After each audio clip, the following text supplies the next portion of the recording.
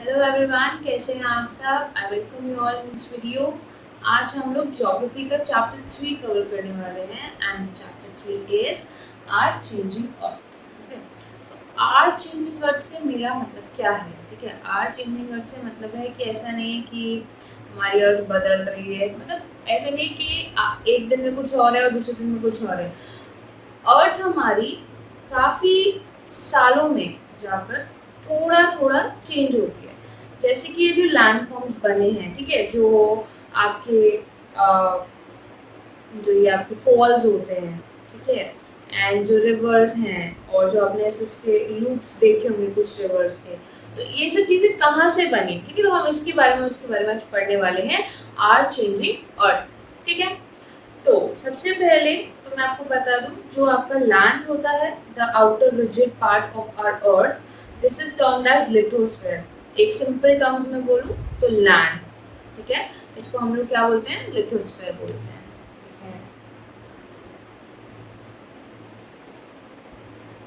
Lithosphere, the outer rigid part of earth, या फिर आप कह सकते हो लैंड। ठीक है, दिस इज लिथोस्फेयर। बेसिकली हमारा जो लैंड है वो कुछ लिथोस्फेरिक प्लेट्स के थ्रू बना हुआ है। ठीक है, लिथोस्फेरिक प्लेट्स।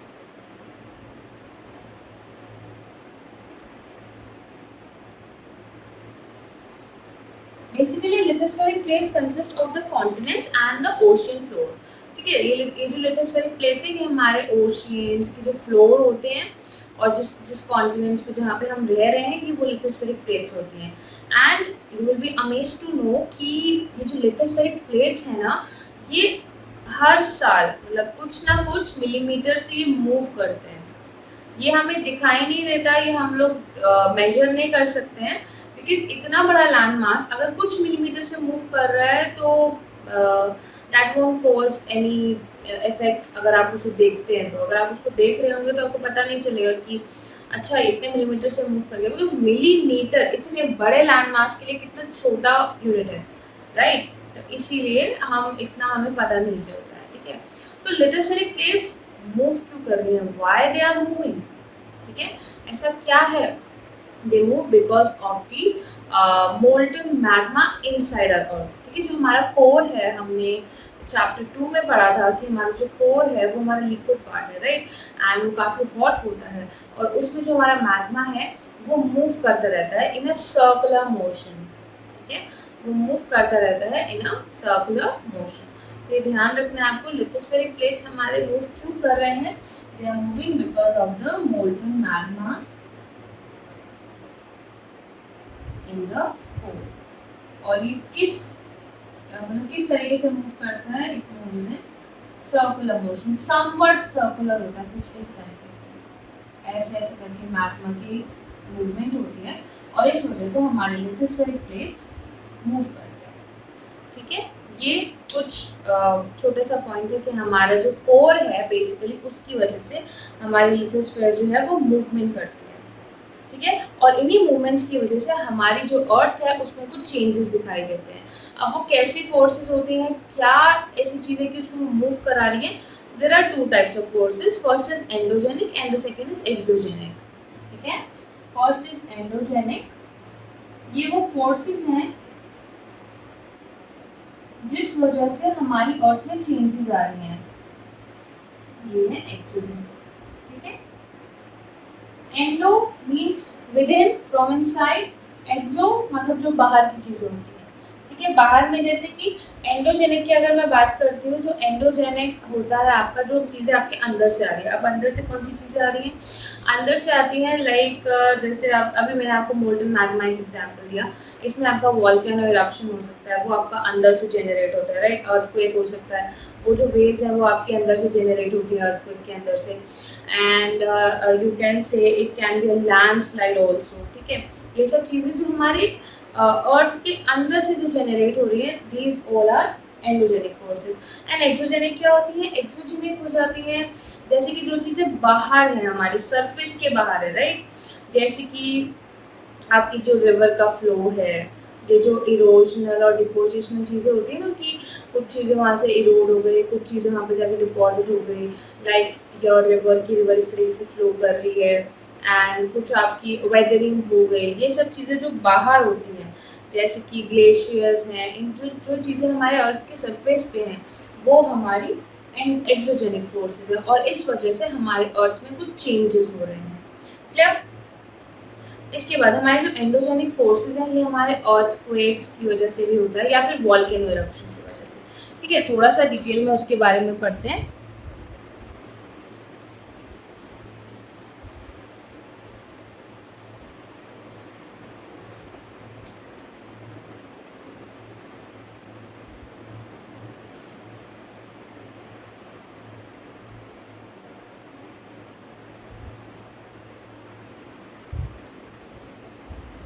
जो हमारा वॉल्केनो इरप्शन होता है ना, वो यहाँ से कहीं से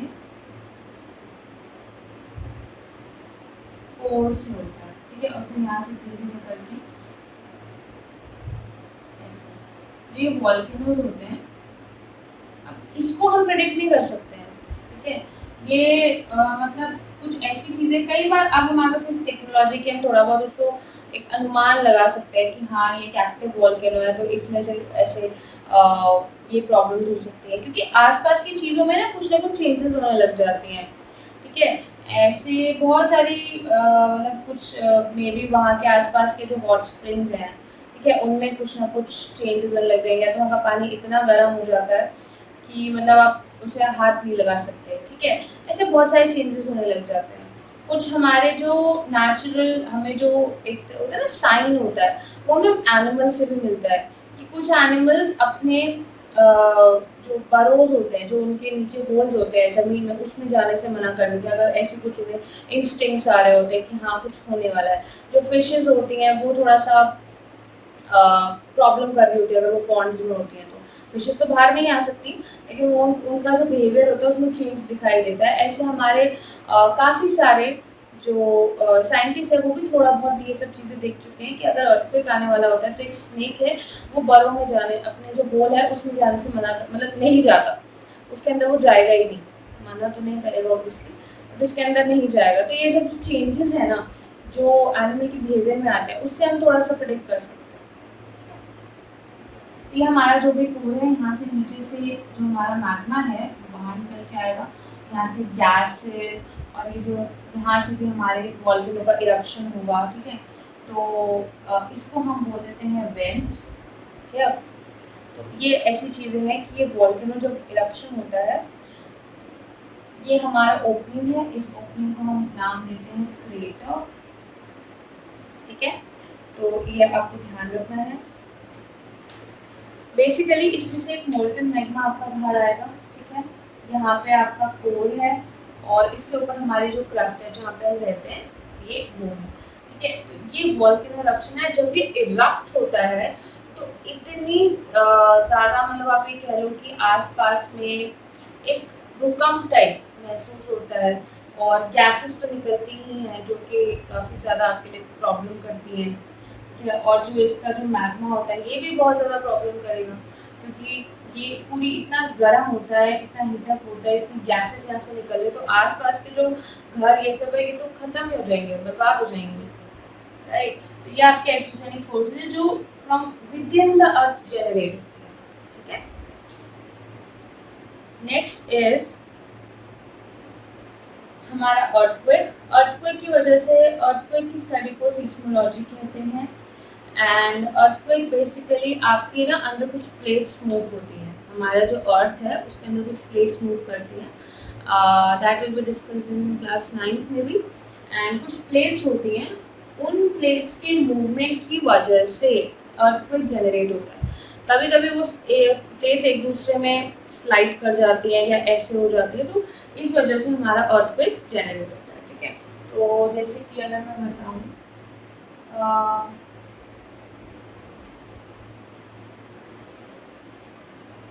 जैसे कि आपका कुछ फॉर एग्जांपल आप इसको अर्थ का एक पार्ट समझ लीजिए। ठीक है, आपका जो अर्थक्वेक है वो यहाँ कहीं से जनरेट हुआ। ठीक है, यहाँ कहीं से, तो जो मेन पॉइंट है इसको हम बोलते हैं फोकस, जहाँ से हमारा अर्थक्वेक जनरेट हुआ है। इसके ऊपर का जो सरफेस है ना यहाँ पे, this is the epicentre,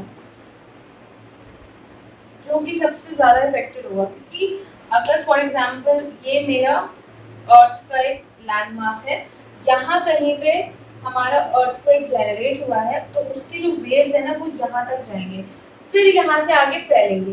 okay, तो ये वाली जो चीज है ये हमारा हो जाएगा फोकस, एंड उसके जस्ट ऊपर की चीज को हम बोलेंगे epicentre. Epicentre is the area which is most affected by an earthquake, और उसके बाद आपके शॉक वेव्स दूर तक जाते हैं, मतलब डिपेंडिंग अपॉन द आप कह सकते हो कि उसका जो मैग्नीट्यूड है उस पर डिपेंड करता है, उसकी जो वैल्यू है वो कितना स्ट्रॉन्ग है ये उस पर डिपेंड करता है कि वो कितनी दूर तक उसकी वेव्स जाएंगी, और जितना दूर जाती जाएंगी उतना वो कम होती जाएंगी। ठीक है, जितना दूर जाती जाएंगी उतना वो कम होती जाएंगी। तो ये है हमारा अर्थक्वेक के बारे में। ठीक है, अर्थक्वेक कैसे जनरेट होता है? Because of the movement of some plates. There are three types of earthquake waves. Okay, P waves, S waves, and L waves. ठीक है, P waves, S waves, and L waves. P waves are the fastest, slow, and waves. Okay, P waves को हम बोलते हैं longitudinal waves, S waves को हम बोलते हैं transverse, and L waves are known as surface waves. तो P waves को हम longitudinal waves क्यों कहते हैं? Because ये कुछ इस तरीके से ट्रैवल करती हैं longitudinal डायरेक्शन में। ट्रांसवर्स वेव यानी कि S waves हमारे कुछ इस तरीके से ट्रैवल करते हैं, एंड L waves हम कुछ रोलिंग तरीके से भी कह सकते हैं, रोलिंग से या साइड टू साइड वे में इनके ट्रैवल करने के वे पे इनका नाम रखा गया है। ओके, ये काफी ज्यादा फास्ट होती है, ये उससे स्लो, ये उससे स्लो। ये तीन टाइप की वेव्स है जो हमारे अर्थक्वेक जनरेट करते हैं। ठीक है, तो इसके बारे में आपको थोड़ा सा पता होना चाहिए। ठीक है, और उसके बाद आपने देखा होगा कि अर्थक्वेक के ना काफी सारे हमारे मतलब बहुत सारे, एक होता है कि लोग बोलते हैं कि बहुत हल्का सा झटका महसूस हुआ, और फिर एक बोलते हैं कि ऐसा झटका महसूस हुआ कि पूरी बिल्डिंग गिर गई। तो बेसिकली ये झटके जो महसूस हो रहे हैं ये कौन मेजर कर रहा है, ये कहाँ से हम लोग पता करते हैं? अभी मैंने बताया कि study of earthquake is known as seismology. उसी तरीके से जिस इंस्ट्रूमेंट की मदद से हम ये मेजर करते हैं कि अर्थक्वेक आया है, ठीक है, जिससे मेजर कर रहे हैं उसको हम बोलेंगे सीस्मोग्राफ। ठीक है, an instrument with which we can measure the earthquake is a seismograph, and Richter scale is an instrument on which we can measure the magnitude कि वो कितना ज़्यादा था या कितना कम था। Like अगर वो आया है अराउंड 3 और 4 पॉइंट समथिंग, 4.2, 4.3, तो आपको हल्का सा झटका महसूस होगा। ठीक है, अगर वो आया है लाइक 5.6 और 6, तो वो थोड़ा सा कभी कभी हो जाता है, कभी कभार वो ज़्यादा डिस्ट्रक्टिव हो जाता है। जैसे अगर आप 4.5 की बात करो तो वो नॉर्मल आपको झटका महसूस होगा हल्का बहुत। ठीक है, अगर आप उसमें 7 की बात करते हो या 6.8, 6.9 की बात करते हो तो ये मैग्नीट्यूड थोड़ा सा ज़्यादा हो जाता है, कई बार ये ज़्यादा डिस्ट्रक्शन कर देता है। अगर कोई ऐसी बिल्डिंग है जो वीक है, ठीक है, ऐसी सब चीज़ें हैं तो वो काफ़ी ज़्यादा वहाँ पे डिस्ट्रक्शन कर सकता है। 7 और 8 तो बिल्कुल है कि आप वो जगह बहुत बुरी तरीके से बर्बाद हो जाएगी। ठीक है, मतलब वहाँ पे बहुत ज़्यादा डिस्ट्रक्शन हो जाएगा। तो ये कुछ अर्थक्वेक के मैग्नीट्यूड होते हैं जो हम रिक्टर स्केल के थ्रू, मैं एक बार स्पेलिंग लिख देती हूँ, इसके थ्रू हम लोग मेजर करते हैं। सो अगर अर्थक्वेक आता है तो हमें क्या करना चाहिए? ठीक है, अगर अर्थक्वेक आता है तो हमें क्या करना चाहिए? हमें किसी, अगर हम घर में बंद हैं फॉर एग्जांपल किसी रीज़न की वजह से, वैसे तो हमें घर में नहीं रहना चाहिए, हमें जैसे ही हमें लग रहा है कि हल्की सी भी शेकिंग है, हल्का सा भी हमें फील हुआ है या कुछ भी आपके आसपास की चीज़ें हिल रही हैं, तो आपको उसी टाइम उठ के अपनी बिल्डिंग से बाहर चले जाना चाहिए। नेवर यूज़ अ लिफ्ट, कभी लिफ्ट नहीं यूज़ करनी है, यूज़ स्टेयर्स ओनली।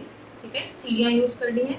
और अगर आप घर में बंद हैं फॉर एग्जांपल किसी रीज़न की वजह से, तो आप किसी टेबल के नीचे अपने सर को पिलो से कवर कर लीजिए और टेबल के नीचे छुप जाइए। ठीक है, और या फिर जैसे जो पिलर्स होते हैं ना, वो भी, उनके भी चांसेस थोड़े से कम होते हैं, लेकिन बेटर ये होगा कि आप अपने सर को किसी चीज़ से ढक के रखें, किसी पिलो वगैरह से। और आप ये लिफ्ट नहीं यूज़ करनी है, मैंने अभी आपको बताया। ये सब कुछ मेजर्स है जो आप ले सकते हैं कि आप ओपन ग्राउंड में चले जाइए, ठीक है। और या फिर आप ऐसे कर सकते हैं, अगर आप कहीं बाहर हैं तो किसी बड़े पेड़ से दूर रहिए, ठीक है, क्योंकि वो आप पे गिर सकता है, ठीक है, ड्यूरिंग एन अर्थक्वेक। तो बेटर होगा कि आप किसी ओपन ग्राउंड में ही जाइए। उसके बाद हमेशा तैयार रहना चाहिए आपके पास, अगर आप किसी अर्थक्वेक प्रोन एरिया में रहते हैं जहाँ पे अर्थक्वेक काफ़ी ज़्यादा हर साल आते ही आते हैं, तो आपको क्या करना है कि आपको कुछ सेफ स्पॉट्स पता होने चाहिए कि हाँ ये कुछ सेफ स्पॉट्स हैं जो वहाँ की गवर्नमेंट आपको देती है, कि जैसे कहीं पे बाढ़ आ जाती है तो उनके कुछ सेफ स्पॉट्स पहले से बने होते हैं, ऐसे गवर्नमेंट के अपने सेफ स्पॉट्स पहले से होते हैं। एंड हमेशा प्रिपेयर रहना चाहिए, हमेशा अवेयर रहना चाहिए और कि ऐसी चीज़ों में आपको क्या क्या करना है, या आपका सामान या फिर अगर आप अर्थक्वेक प्रोन एरिया में रहते हैं तो आपका जो सामान है, जो गिरने वाला सामान है, ऐसा सामान आप ना रखें घर में, ठीक है। जैसे कुछ लोगों को ओपन शेल्फ्स होती हैं कि वहाँ पे ऐसे सुंदर सुंदर उन्होंने कुछ सजाने के लिए रख दिया, डेकोरेट करने के लिए, तो वैसा मत रखिए कि वो आपके लिए प्रॉब्लम करेगा, या फिर उसको पूरा वो बंद होना चाहिए कि वो गिरे नहीं इजीली, ठीक है। तो ये सब चीज़ें हमें पता होनी चाहिए, और ये काफ़ी नॉर्मल सी चीज़ें जो हमने आज डिस्कस करी हैं। And in the next class will be going to discuss about the major forms, okay, जो हमारे मेजर लैंड फॉर्म्स है उसके बारे में हम लोग पढ़ेंगे। Thank you.